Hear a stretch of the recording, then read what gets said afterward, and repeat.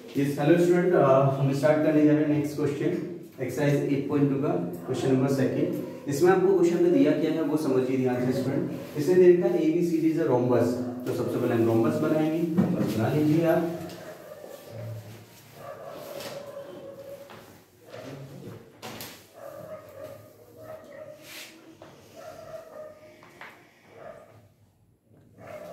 A B C D is a rhombus, ये मान लीजिए आपके पास रोम्बस। फाइन स्टूडेंट, आगे क्या बोला है? And P Q R S are the mid points of the side A B, यानी कि ए बी का मिड पॉइंट हो गया आपके पास पी, एंड बी सी का आपके पास मिड पॉइंट हो गया आपके पास क्यू, आर एंड एस। ठीक है, इनको हम मिला लेते हैं।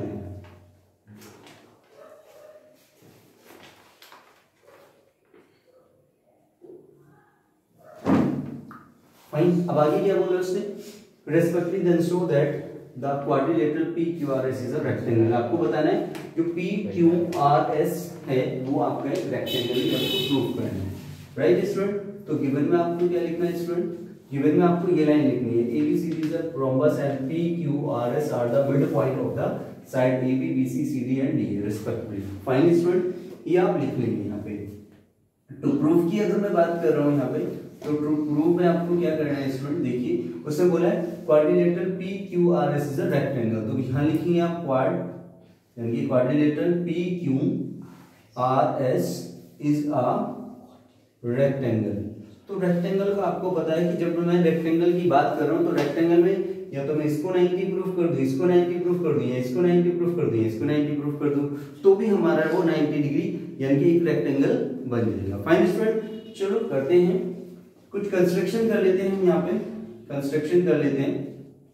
ठीक है, जब हम कंस्ट्रक्शन की बात करेंगे तो देखिए स्टूडेंट यहाँ पे क्या करेंगे हम, बी को डी से हमने ज्वाइन कर दिया है यहाँ पे। फाइन, और ए को आपने सी से ज्वाइन कर दिया। फाइन स्टूडेंट, ए को आपने सी से ज्वाइन कर दिया। क्लियर, ये आपके पास पार्ट हो गया। अब यहाँ पे एक चीज समझिए ध्यान से, जब आपको ये बोल दिया है यहाँ पर कि P यानी कि P Q R S are the mid point, ये मिड पॉइंट है, तो ये एक ट्रायंगल बनेगा। यहाँ पे देखो ध्यान से, ये आपका एक ट्रायंगल बन गया। राइट स्टूडेंट, जब ये ट्रायंगल बन गया तो आप ये कह सकते हैं जो आपके पास P Q यानी कि P S जो है वो ए बी का मिड पॉइंट आपके पास P हो गया और ए डी का मिड पॉइंट आपके पास S हो गया। तो ये वाली साइड इस वाली साइड के पैरेलल हो जाएगी। राइट, या तो आप पैरेलल कर लीजिए, या फिर अगर आप पैरेलल नहीं कर पा रहे हैं, उस तरीके से नहीं कर पा रहे हैं, तो आप क्या करेंगे? क्योंकि आपको ये भी नहीं दिया कि ये वाली साइड इसके पैरेलल होगी, ऐसा कुछ दिया ही नहीं है आपको। फाइन, तो हम उसको भी नहीं कर सकते। यहाँ पे मिड पॉइंट अगर आप यूज करना चाहे तो रेयर है, हालांकि आप यूज भी करेंगे तो भी आपका यानी कि हो जाएगा आंसर। फाइन, तो देखो हम क्या करते हैं, इसमें हम बात कर रहे हैं ट्रायंगल में कि in triangle APS and in triangle CQR, right. जब CQR, इसमें अगर हम बात करेंगे तो आपको पता है AP जो होगा वो इक्वल टू होगा CR के, AP जो होगा वो इक्वल टू होगा CR के। रीजन बीइंग आपके पास क्या है? रीजन बीइंग स्टूडेंट कि यहां पर ये वाली साइड, ये वाली साइड, ये वाली साइड और ये वाली साइड, यानी कि चारों की चारों साइडें आपके पास रोम्बस की है और रोम्बस की चारों साइडें इक्वल होंगी। और अगर आपके पास मिड पॉइंट दे रखा है तो इसका मिड पॉइंट ये है, तो ये जब मिड पॉइंट है तो ये वाला पार्ट इस वाले पार्ट के बराबर है, यानी कि हाफ ऑफ द साइड। ठीक है, साइड का जो आपके पास हाफ होगा। राइट, क्योंकि यहां पर देखो ध्यान से मैं लिख देता हूं कि A B is equal to आपके पास होगा सी डी, यानी कि side of rhombus, side of rhombus. अगर मैं बात कर रहा हूं यहां पर देखो ए बी का अगर मैं हाफ करूं, ए बी का अगर हम हाफ करते हैं और यहां पर सी डी का हम हाफ कर देते हैं, ठीक है, तो जब हम ए बी का हाफ करेंगे तो ए पी आ जाएगा। फाइन स्टूडेंट, और यहां पे अगर हम सी डी का हाफ करेंगे तो वो सी आर आ जाएगा। राइट, तो हमने ये यहां पे लिख दिया। क्लियर स्टूडेंट, अब उसके बाद देखिए same as condition, A S जो होगा वो सी क्यू के इक्वल आएगा, ए एस जो होगा वो सी क्यू के इक्वल आ जाएगा। फाइन स्टूडेंट, देखिए भाई एस सेम कंडीशन इसमें भी आप लिखेंगे क्योंकि आपके पास एडी जो है वो किसके इक्वल होगी? आपके पास बीसी के। एडी जो होगी वो इक्वल टू किसके आएगी आपके पास, एडी इक्वल टू होगी आपके पास बीसी के, साइड ऑफ रोम्बस है, side of rhombus, right student. जब ये साइड ऑफ रोम्बस है तो हम ये बोल सकते हैं यहाँ पर, देखो ध्यान से स्टूडेंट, कि जो एएस है इसका अगर मैं हाफ करूं, हाफ ऑफ एडी करें और हाफ ऑफ बीसी कर दे, ठीक है, तो एडी का हाफ एएस आ जाएगा, हमने एएस लिखा था, ठीक है। बीसी का हाफ करेंगे तो आपके पास सीक्यू आ जाएगी। क्लियर स्टूडेंट, ये आपके पास इक्वल आएगी, ठीक। अब जब आपके पास ये कंडीशन आएगी और इसमें हमें पता है पीएएस जो होगा angle PAS is equal to angle होगा आपके पास क्यूसीआर के, एंगल क्यूसीआर के। ये होंगे क्या, ये आपके पास रोम्बस है, राइट, तो अपोजिट एंगल आपके पास इक्वल बन जाएंगे आपके पास, फाइन, इक्वल एंगल आ जाएंगे, इक्वल एंगल, ठीक है, angle of rhombus, angle of rhombus, fine student.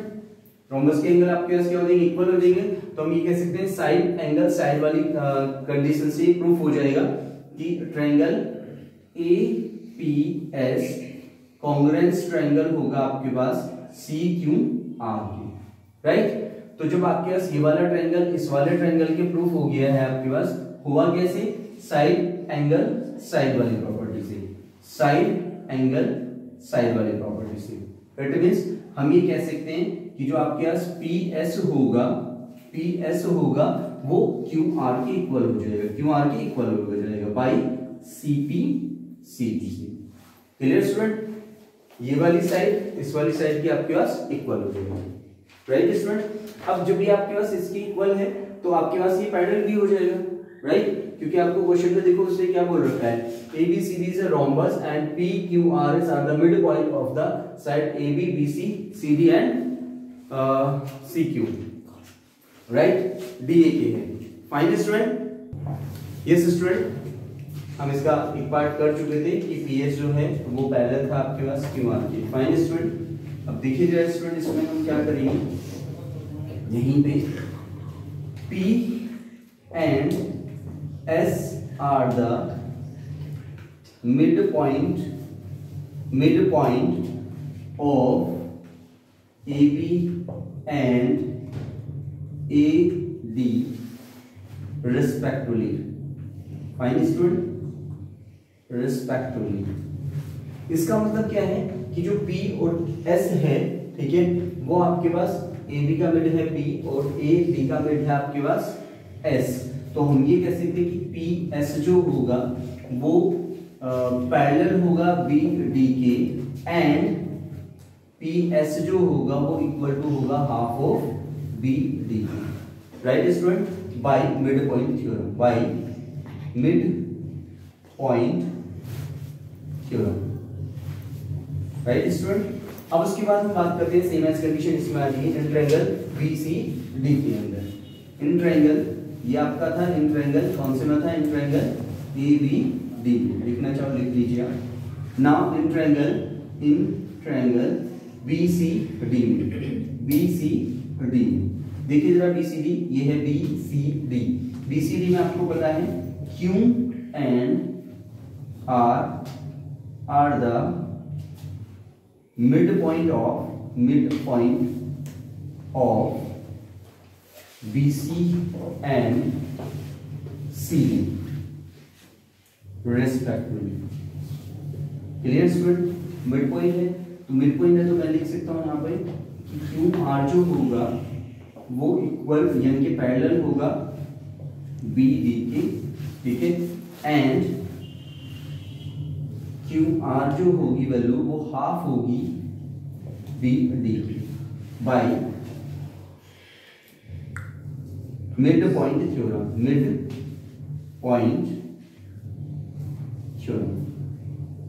Right student, mid point theorem से।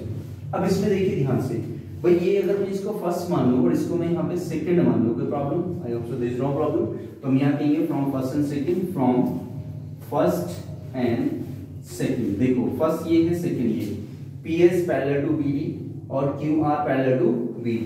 देखो PS जो है वो BD के पैरेलल है और QR जो है वो BD के पैरेलल है। यानी कि BD दोनों में पैरेलल है।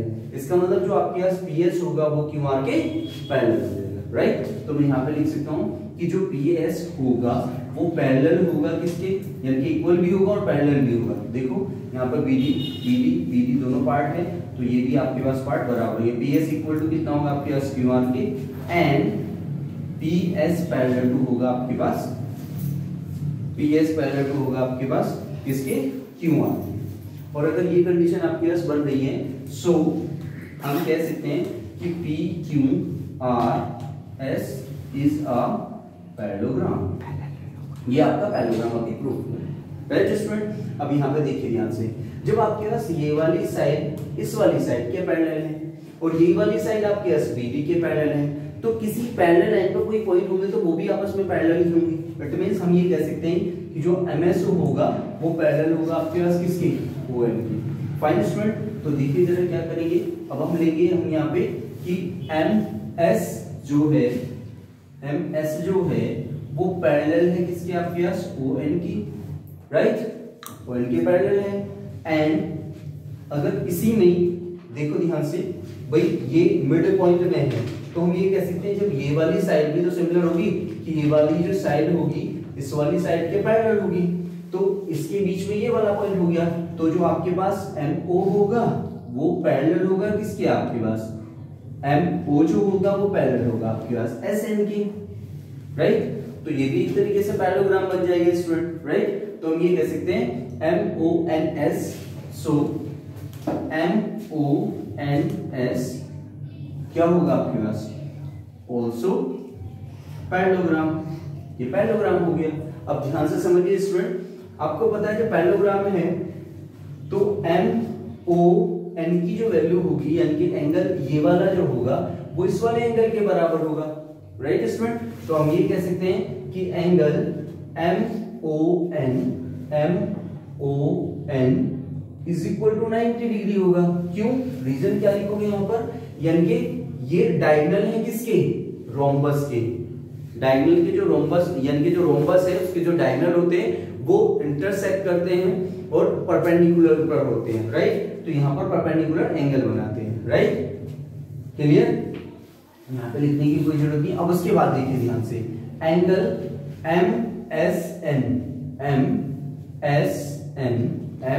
MSN इक्वल टू होगा आपके पास एंगल MON। क्या है, एंगल्स ऑफ पैरेललोग्राम इक्वल होते हैं एंगल ऑफ पैरेललोग्राम, यानी कि पैरेललोग्राम के जो एंगल होंगे वो भी आपके पास इक्वल होंगे। दैट मींस आपको पता है MON की वैल्यू कितनी है स्टूडेंट, 90 डिग्री। तो मैं इसको लिख सकता हूं angle MSN is equal to 90 degree. Clear student. तो जो MSN है उसको मैं ऐसे भी तो लिख सकता हूं PSR, लिख सकता हूं, राइट। तो यहां लिख सकते हैं PSR, क्योंकि इसको एंगल तो वही है, PSR इक्वल टू कितना होगा angle MSN, right, is equal to कितना 90 डिग्री। तो सिमिलरली करके हम क्या कर सकते हैं, सिमिलरली हम करके कर सकते हैं कि जो SRQ होगा और जो RQP होगा और जो QPS होगा वो भी क्या होंगे आपके पास, ईच 90 डिग्री होंगे। और जब ईच 90 डिग्री होंगे तो हम उसको बोल सकते हैं वो एक आपके पास रेक्टेंगल होगा। तो यहाँ पे सिमिलरली करके हम लिख सकते हैं सिमिलरली एंगल भाई PSR कितना आया, 90 डिग्री आया। तो SRQ angle SRQ is equal to angle RQP is equal to angle QPS is equal to कितना आ जाएगा आपके पास, 90 डिग्री आ जाएगा। देखिए सारे के सारे 90 डिग्री हो गए तो हम इसको बोल सकते हैं कि PQRS जो होगा PQRS, so PQRS is a rectangle, hence prove. ये हमें प्रूव करना है, राइट स्टूडेंट। ये क्वेश्चन है थोड़ा सा ट्रिक, मतलब अगर आप इसको देखेंगे तो क्वेश्चन की स्टेटमेंट केवल लिखी हुई है, ना ही आपको कोई डायग्राम दिया हुआ है ना ही आपको कुछ दिया हुआ है। तो हमने डायग्राम भी इसी स्टेटमेंट की हेल्प से बनाया है और हमने ये जो नेमिंग दी है वो भी इसी स्टेटमेंट की हेल्प से दिए हैं भाई। ए बी सी डी आपको दे रखा था, ये रोम्बस है, पी क्यू आर एस ये इसके मिड पॉइंट दे रखे थे। किस किसके? ए बी का मिड पॉइंट पी है, बी सी का मिड पॉइंट क्यू है, सी डी का मिड पॉइंट आर है और डी ए का मिड पॉइंट एस है। ये सब चीजें आपको यहाँ पे स्टेटमेंट में दे रखी है। फाइनल स्टूडेंट, ये हमें प्रूव करना था, तो इसके लिए हमें केवल नीडेड था कि आपके पास ये अगर 90 डिग्री हो जाएंगे तो भी हमारा वो रेक्टेंगल प्रूफ हो जाएगा। क्योंकि मैंने आपको पहले भी बताया है कि जो आपका एक स्क्वायर है वो एक रेक्टेंगल होगा, लेकिन रेक्टेंगल स्क्वायर हो ये जरूरी नहीं। फाइनल स्टूडेंट, तो अगर ये ईच 90 डिग्री भी हमने प्रूफ कर दिया तो भी आपका ये रेक्टेंगल प्रूफ हो जाता है। ओके स्टूडेंट, अगर कोई प्रॉब्लम आती है ठीक है तो आप कमेंट्स करें ज्यादा से ज्यादा हमारे कमेंट सेक्शन में। ओके स्टूडेंट, और हमारे चैनल को सब्सक्राइब करें, वॉच करें वीडियो और शेयर करें, लाइक करें। Thank you everyone.